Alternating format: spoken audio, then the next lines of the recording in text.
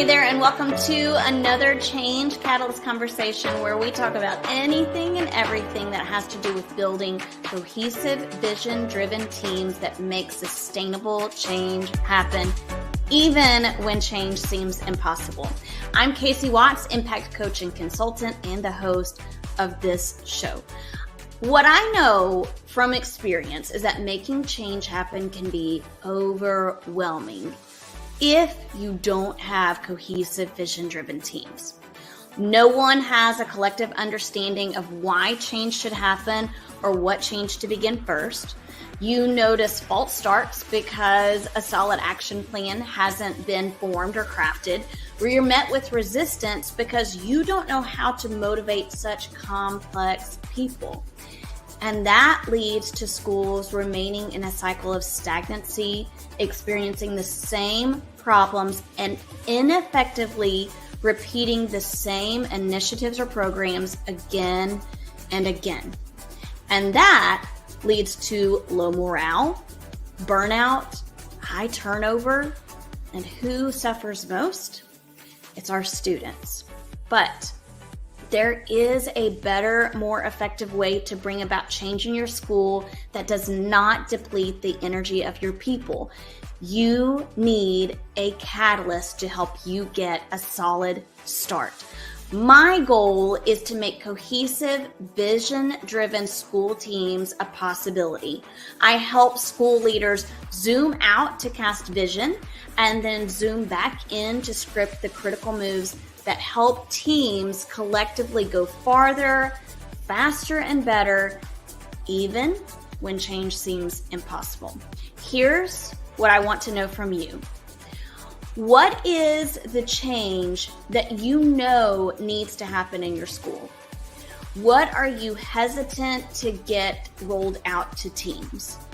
What exists only in your mind that you are absolutely certain would benefit your school, but you're just not sure how to get started? Right now, I want you to take a sticky note or put a note on your phone, or maybe in the comments, make a note that says Change Catalyst. This is your reminder to email or message me about your future endeavors and your current reality, because I would love to encourage you as a change catalyst in your school. Okay, now that you are primed for thinking about cohesive, vision-driven teams that make change happen, let's jump into this week's Change Catalyst conversation.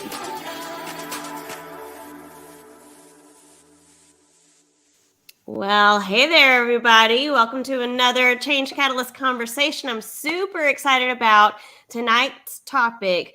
We are thinking about why it's so important to define before you begin. And we're really digging deep into why we should let go of limiting lingo. And tonight, I have a great friend of mine, Michelle Ruhe, who is going to introduce herself in just a moment. Michelle, hey, how's it going? Thank you so much for inviting me to be on. This will be so much fun. Yes, I'm super excited. Okay, if you're here tonight, let us know in the comments who you are, where you're from, what brought you to our live session tonight, and what kind of limiting lingo you're hearing all over the world of education and in your school. So, Michelle, let's start off. Tell us who you are, where you are, what your role is, and your aspirations. So I am a very long time educator. I feel embarrassed to say how long. This is my 23rd year in education. That's nice. I was 15 years in the classroom, an additional 5 as a literacy interventionist. And now this is my 3rd year as my dream role of a literacy coach. And I am in a tiny little town right outside of Charlotte. So enjoying that new role. Yeah. And you have a little bit going on the side as well, right? Yeah. So I love coaching so much. I just so value those one-on-one conversations. And I love the idea of just bringing clarity and simplicity to teachers, because that's what those conversations are all about. And I wanted to bring that bigger and help more people. So I've started a little little side hustle, Coach from the Couch, because that's where a lot of the conversations happen, from my couch, where I just, reach out and help as many teachers as possible. Yeah, that's awesome. Okay, so if someone was really invested in improving themselves as a literacy instructionalist, that they could reach out to you, right? 100%. There's so much, especially today, right now, in the world of literacy going on. And if you're in social media at all, it's just a battlefield. So yes, reach out. We can talk. Absolutely. Even if you just need to vent about where you find yourself in the midst of this full-on war we've got going on. Yes, ma'am. Okay. And hey, it looks like we've got Melanie here. Hey, Melanie. Welcome to the show. Okay. So tonight we're talking a lot, Michelle, about those terms that we hear, that jargon we hear in education all the time.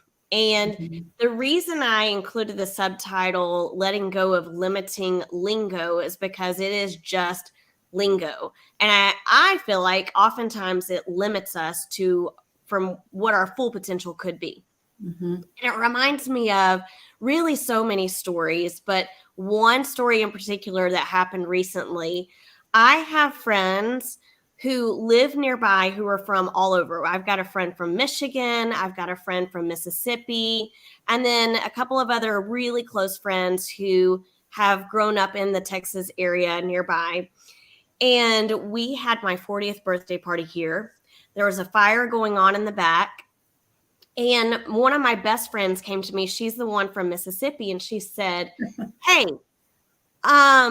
what do you call this kind of fire that you have? I mean, it's just like a fire pit, right? Like just chairs around this fire pit made of cylinder blocks and just a few logs in it, And I said, well, you're just sitting by the fire. And she said, yeah, but see, I call it a bonfire. And I said, no, a bonfire is like you have a massive pile of limbs and trees and logs and all kinds of things, and you can't even really get close to it, and you have to stand around it. For years, she has been putting on these little events at her house. I'm talking like since we've been friends for almost 15 years. She will send out invitations and say, we're having a bonfire. Oh my gosh. And it's just like you're sitting around a fire pit. And I never said anything. But I just assumed like, okay, well, maybe this is a bonfire. I don't know. Or maybe they decided not to do a bonfire. They just decided we're just going to have a small fire. And I said, no, honey, that's not a bonfire. That's just the fire. Like we have two different ideas of a fire and bonfire going on. Yep. And so this title reminded me of that. But think about how often that happens in schools, right? And everything. Literally everything. And one of the things that you said to me when we started talking about doing this live, do you remember what that was? I put it in a post, but it was all about making assumptions. Do you recall what it was that you said? I feel like it was around lesson plans. Yeah. I think. I mean, but literally everything in the school day, from how do you walk in for an assembly to what's the behavior plan in the cafeteria to what does it mean to be have a fully planned lesson to what is reading? I mean, yes. Yes, absolutely. So tell me what you feel like it means for this title, Define Before You Begin. What does that mean to you? So just like your bonfire example, that has come up so many times in my role, especially after following a different coach who had been there for a long time and made her own definitions of things. But luckily, early on, through the group that we're in together, we read Dare to Lead by Brene Brown. And she talks all the time about how clear is kind. And that is the most important thing. And the thing that sticks out the most to me in that book, and I reference it all the time, is she says to paint done. So here's an example I have very recently, and this is familiar to you, Casey, but I recently was asked to make a diaper cake for a baby shower. And I do a like good diaper cake. Like it's all made of diapers. It looks like a wedding cake in the end. There's ribbons and flowers. It's actually pretty beautiful. That to me is a diaper cake. Well, somebody else at that shower had planned to surprise the mom to be with diaper cake. And it was the most hideous looking, like there wasn't even many diapers on it. It was like mostly onesie, horrible. But that's the kind of thing that happens. Like we should have said, let's paint what a diaper cake looks like. What does it mean? Because if she had brought that to my, shower, I would have not let her in. But I probably made her feel terrible because it was so much nicer. Yeah. So that happens in the world of education constantly. What's a PLC? What's a lesson plan? What are the classroom management expectations? All of it is different to different people. You're right. You're right. And not only that, but I think we make the assumption too that people use the same language in the way and are familiar with that language. Like even the term itself. Recently, I met with teachers and one of the terms that I used was common formative assessments. Well, I was using it just as flippantly, like just as common language for myself. It was secondhand for me to use this language because I'm so familiar and immersed in it. But these teachers, they had no clue what I was talking about, which to me was really surprising. But then when I really pause and think about it, I was like, okay, wait a minute. Why am I frustrated that they don't understand what I'm talking about? Why am I surprised if I know that we haven't come around this term together? Like that was my fault for making assumptions that everyone knew the language that I was speaking and making assumptions that they had already heard of it and done the work together. And that's like this hard part. I was thinking about like workshop model for me. That's I've lived and breathed workshop model for more than 20 years and I'm pretty well versed in it, but it's one definition and others have another definition. And I'm finding that more and more. But what's hard about that is when it becomes so second nature to you. Yes. You don't even remember or think about, oh, this could be different for somebody else because it's so ingrained in who you are. It takes a lot of, concentrated effort to think about, okay, what are you saying? What does that mean? What do we need to come around to define together? Because it's almost like reading, for example, like it's so second nature to us. We're not even thinking about the 10,000 things that are going on in our brains. And then when it comes time to teach that to kids, you've got to parse apart every single little, strand of yarn to teach it explicitly. And that's kind of what we have to do in schools with our lingo. Yeah. And I want to ask this question. What do you feel like, and I have some ideas and thoughts about this myself, but what do you feel like causes us to have these different definitions and understandings, or like in my situation where I'm using this lingo that other people have not been using? Why do we have those different definitions and understandings? I think it is 90% your experience, just where you came from and what you eat. And that could be either you came with nothing and it's brand new to you, so you're sort of creating your own definition, or you have been in a place or several places and you've developed a different definition. It's your training and your own learning or lack of it. That's where a lot of it comes from. But I also think some of it comes from social media. And because it's almost like confirmation bias out there. So you're looking for definitions for things because you're kind of unsure. And then you get this barrage of differing viewpoints and opinions and feelings mixed in. So I think that's like the other 10% of it. It's like others' influence, but I feel like it's mostly your own experiences. Yeah. And I think sometimes too, when we find a definition that fits with our current philosophy or our current beliefs or our current way of doing things, we latch onto it. And that's where those feelings and opinions become so deeply rooted. And then the resistance comes in when you're met with somebody who doesn't quite have that same opinion. Yeah. For sure. Okay, I want to do something fun. And I want us to think about, and if you're here with us tonight, I want you to put in the comments what, Michelle, are like words that trigger you when you hear them. You're like, what do we even mean by that? Everyone has a different idea of this word, and yet we use it so flippantly, and it becomes this lingo that limits us. So type in the words if you're here in the comments, like what are words that you hear again and again in schools that are just jargon, kind of meaningless jargon. And Michelle, what are some things you have? So there's little things like classroom management, although that's not, we all know that there's a lot to that, but oh my gosh, PLCs for sure is a huge one.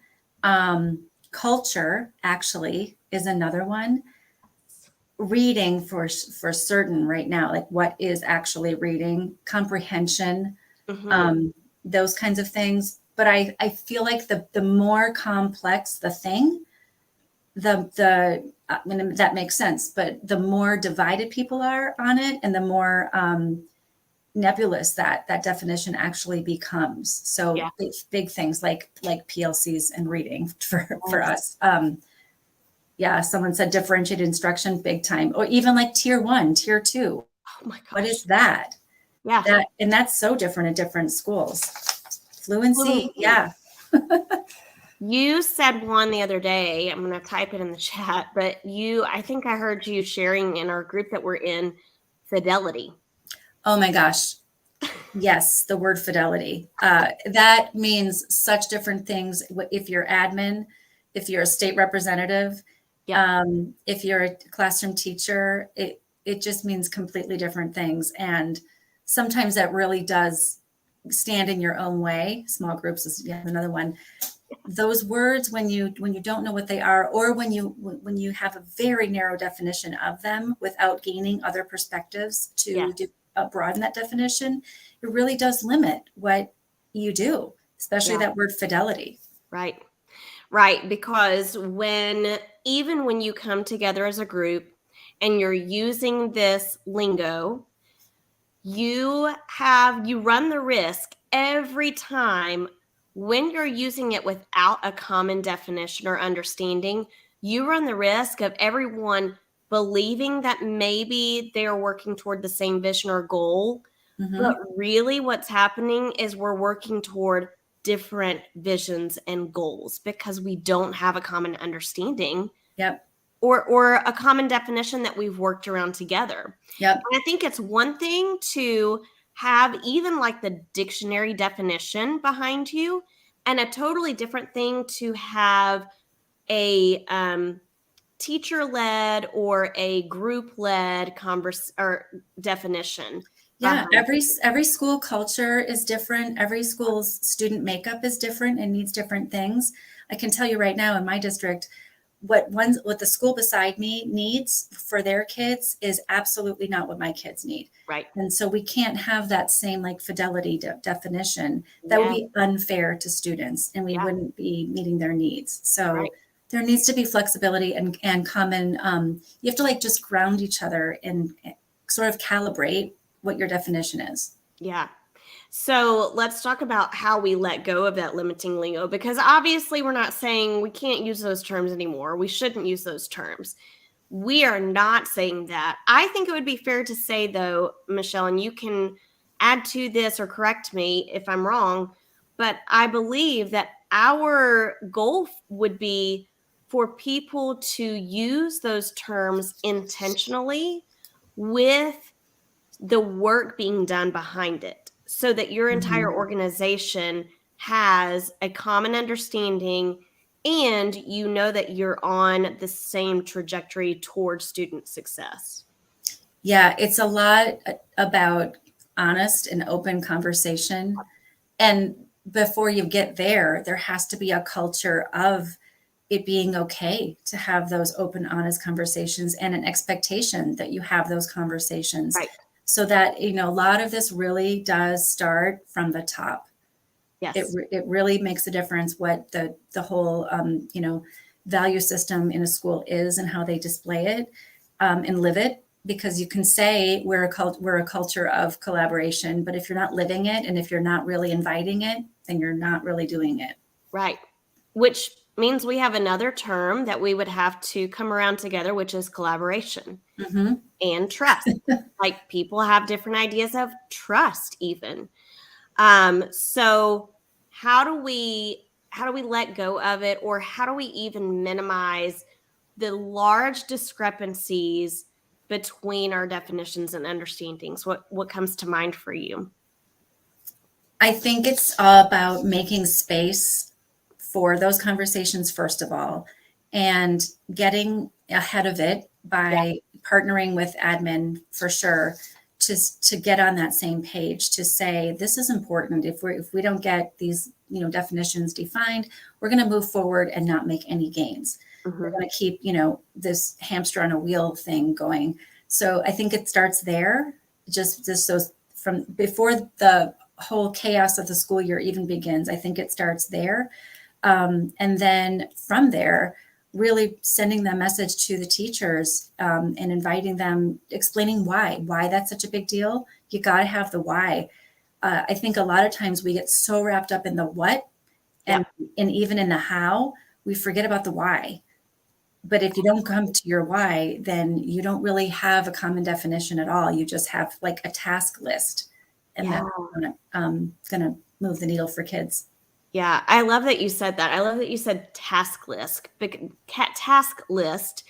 because that, even in thinking back to my experiences just this past week, like I met with probably, 4 teams of teachers this past week.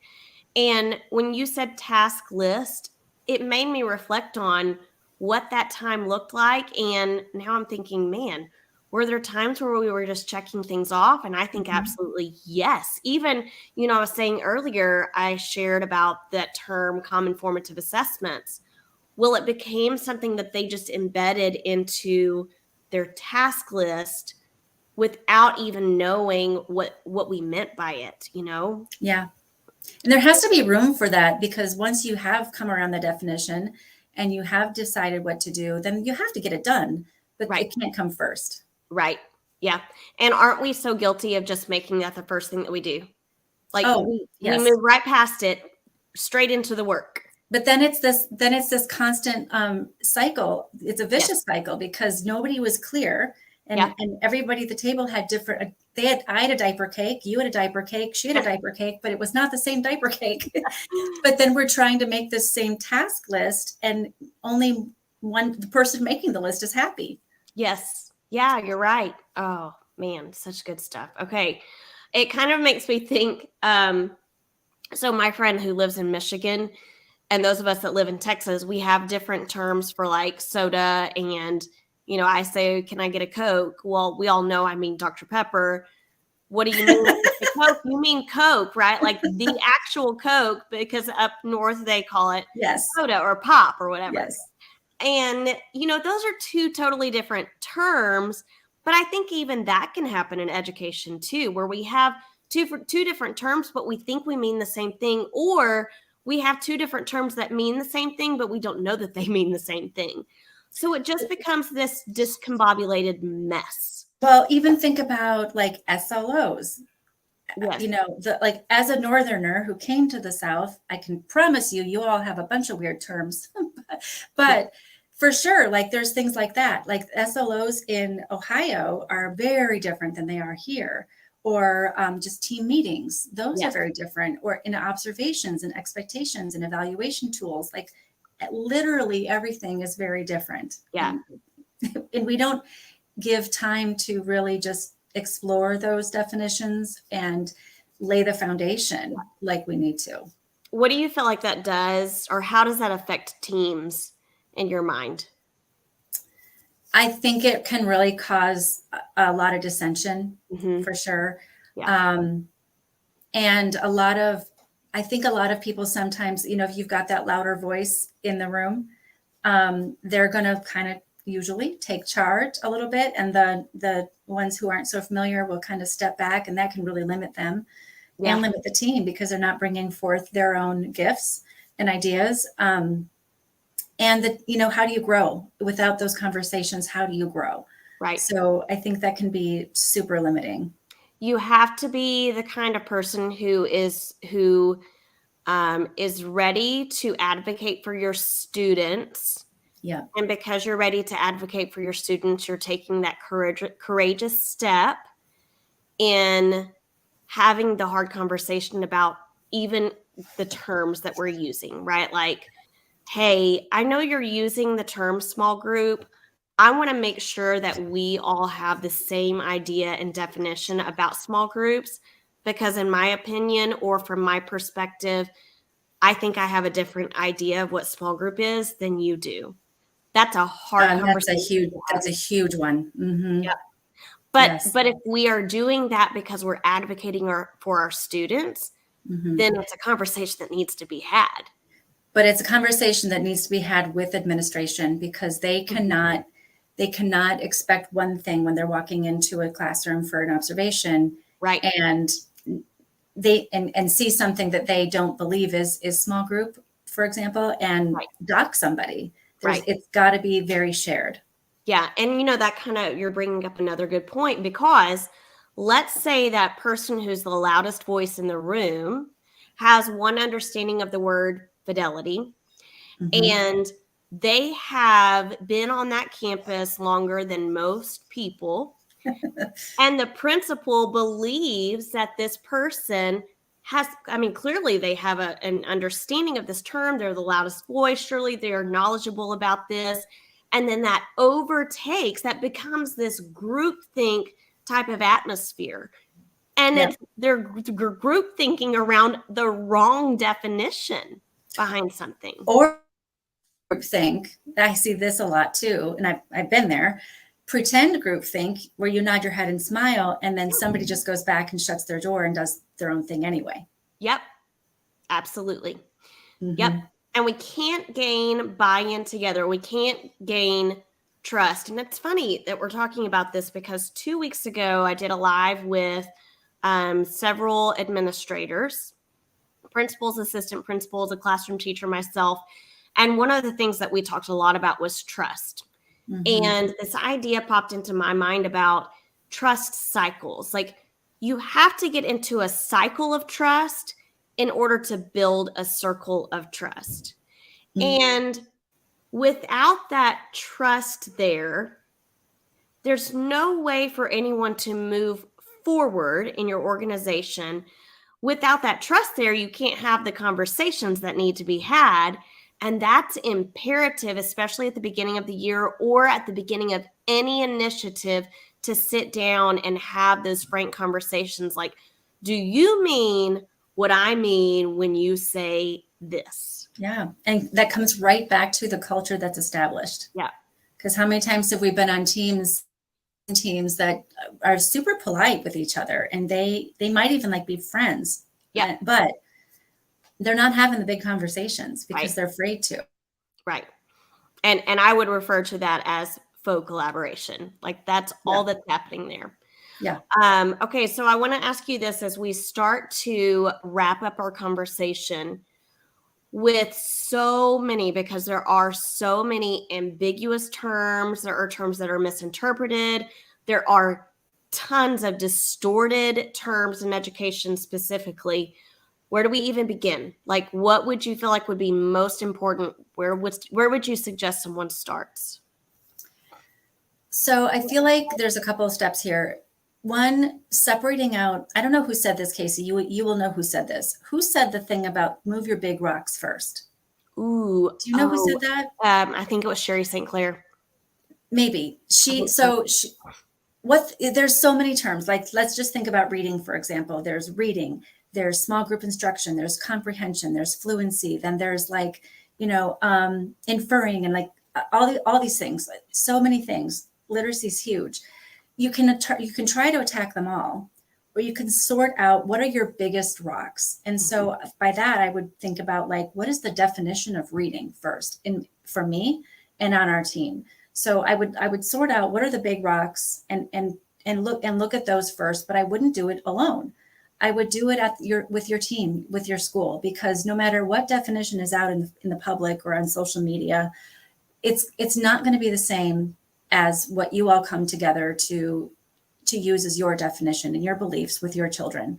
So I think it's twofold. It's sorting out what are your big rocks versus your small rocks. Right. Think about your big rocks first and come around those definitions on your own. And that might be you have to dig into it a little bit and learn some more before you can really land on something. And that doesn't mean it doesn't change, but come around it first, but do it together as a cohesive team. Because if you have then you're back at the same square one again. If only you have the definition and everybody else doesn't, then what's the point?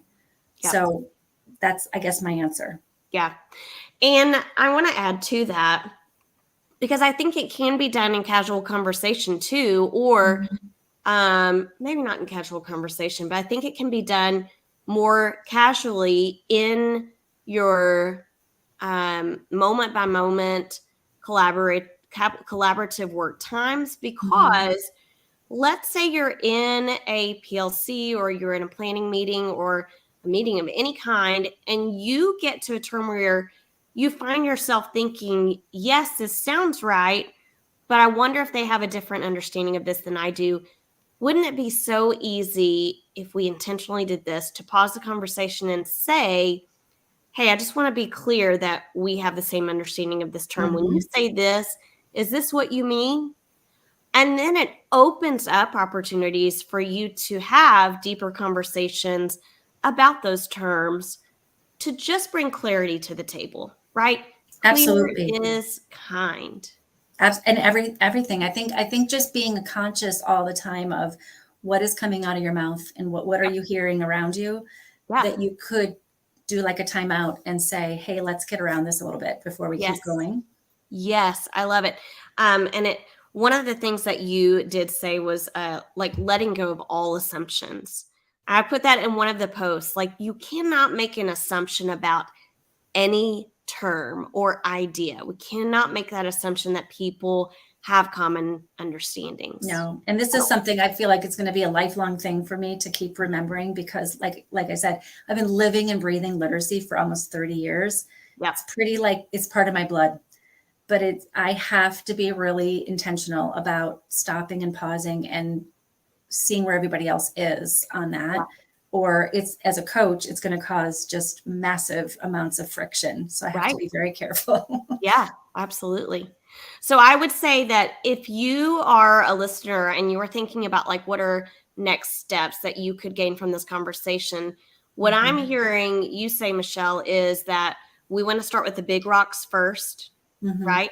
Yeah. So be thinking about those terms that you find your team coming to again and again, that you feel like, man, we should be at a point where when we say this term, we can all paint a picture for that. Like, we can paint what done looks like. Yeah. It's like take nothing at all for granted. Just like in the classroom, like if you're about to teach a new unit, you would never just say, okay, everybody, like, I don't even know. I can't even think of something. The War of 1812 conflict.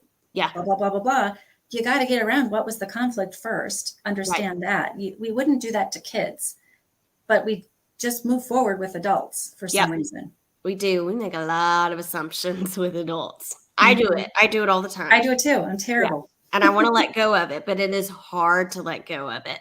Yeah. And then the other next step you could take is just recognizing it intentionally in conversation, and ensuring that you and whoever it is you're working with do have common language and common definitions. Yeah. And maybe if you're lucky enough to have a real PLC, set aside time, where you have a true collaborative conversation, maybe even leaving room for that kind of conversation in your agenda every couple of weeks. Like, here's something that's coming up for us.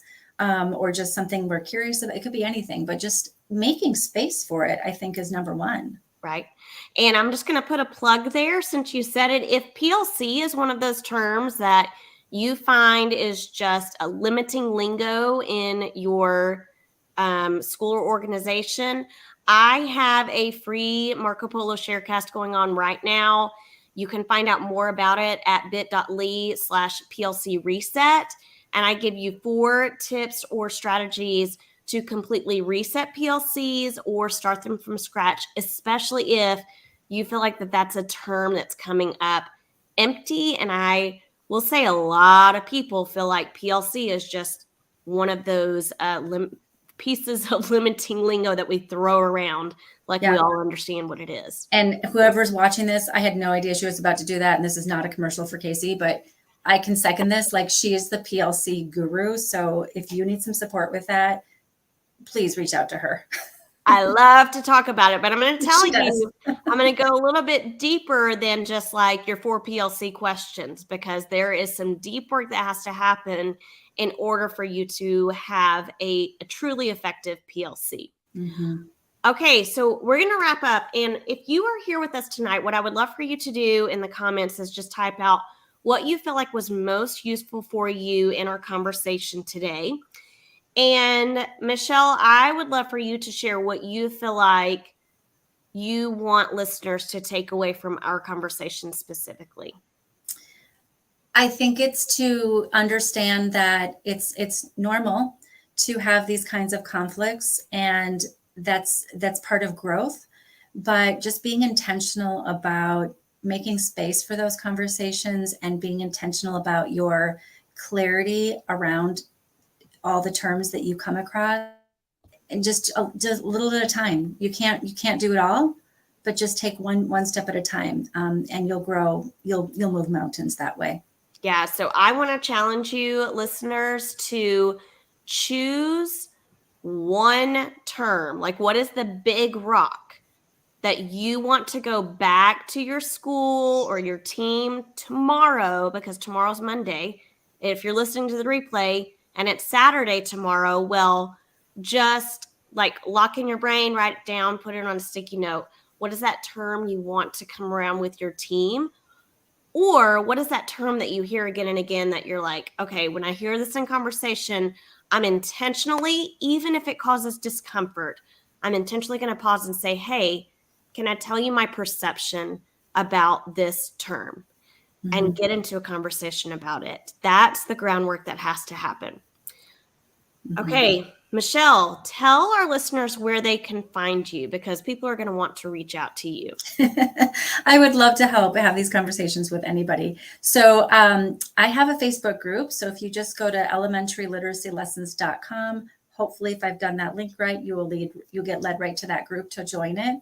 I have a website, coachfromthecouch.com.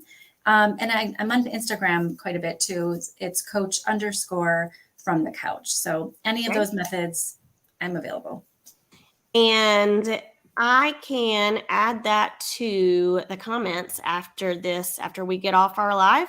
And that way you guys will be able to access it. Okay, Michelle, I had so much fun with you in this conversation, and I can't wait to have you again in the future. Thank you so much, Casey. Okay, listeners, we will check you the next live Catalyst conversation. See you later. I want to give a big thank you to you guys for tuning in, and I would love for you to do me 2 solid favors. Number 1, if you've enjoyed this or any other shows, please hit subscribe. I've got a lot of great guests and content coming up, and I don't want you to miss any of it. 2, if you know of someone who may be interested in building cohesive, vision-driven teams that collaborate well, share this show with them. And until next time, I want you to go off and have the great collaborative conversations that help you and the people you work with to completely unleash your impact. See you later.